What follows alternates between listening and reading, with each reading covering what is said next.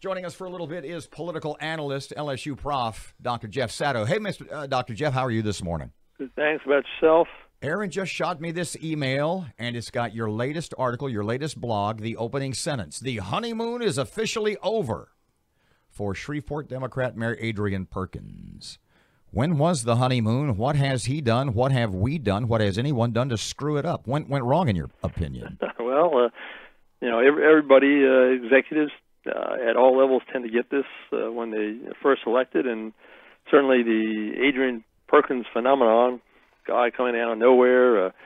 I'm sure the listeners are familiar with his background, or I guess lack of it, in terms of political experience. And suddenly he's mayor of Shreveport, and people are willing to give him the benefit of the doubt. But we've got a couple controversial issues that come up in front of the city council, and I don't think either of them went to Perkins' liking. Well, one of those, as a matter of fact, sort of came to pass before his inauguration. That's the insurance thing. What are your thoughts on that? Yeah, that's very interesting how that developed, and it certainly seems to run counter to the larger campaign theme he had of newness, openness, a fresh way of doing things. But the way it turned out, it sure looks like business as usual to a lot of people.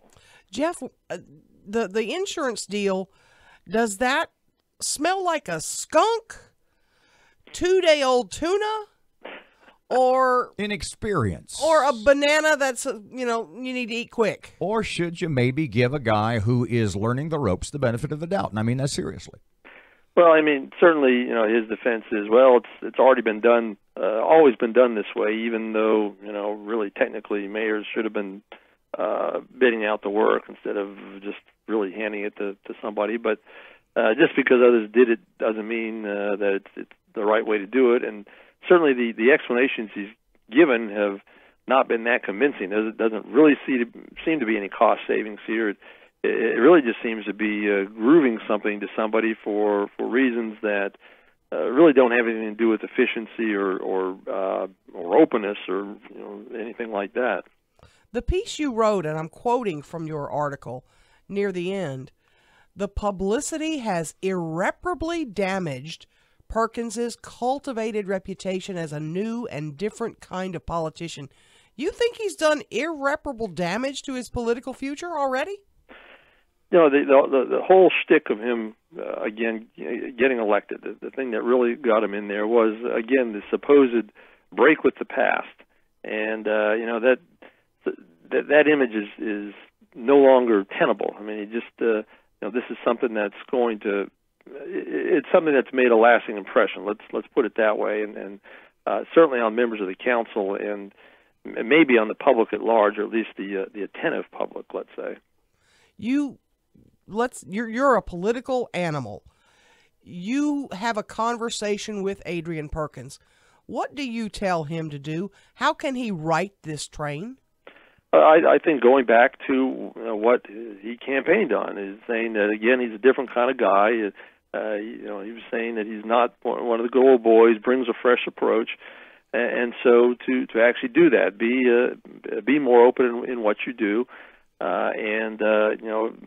are other things he's done or he's tried to do that tries to cultivate this image of openness, and he should continue to try to do those kinds of things.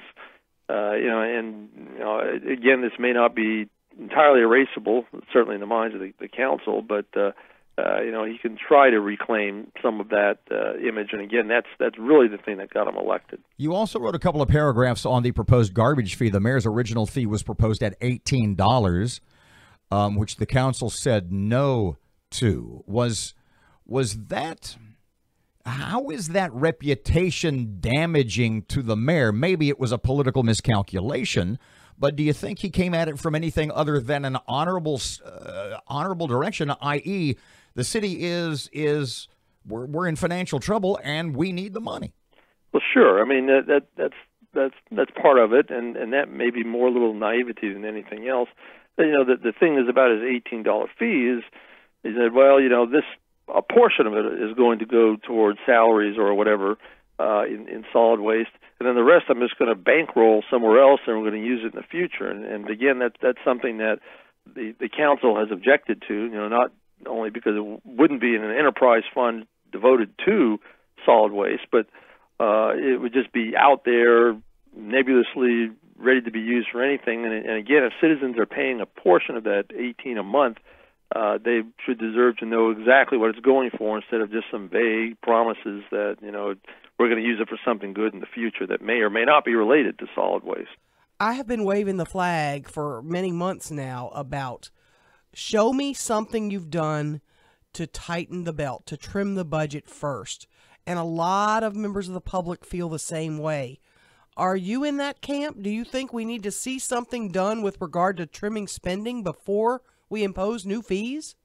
Yeah, I think that's a legitimate question. Again, what he's doing with his fee is there is no promise of retrenchment or whatever. It's just we're going to squirrel it away, and again, that does seem to run counter to this idea that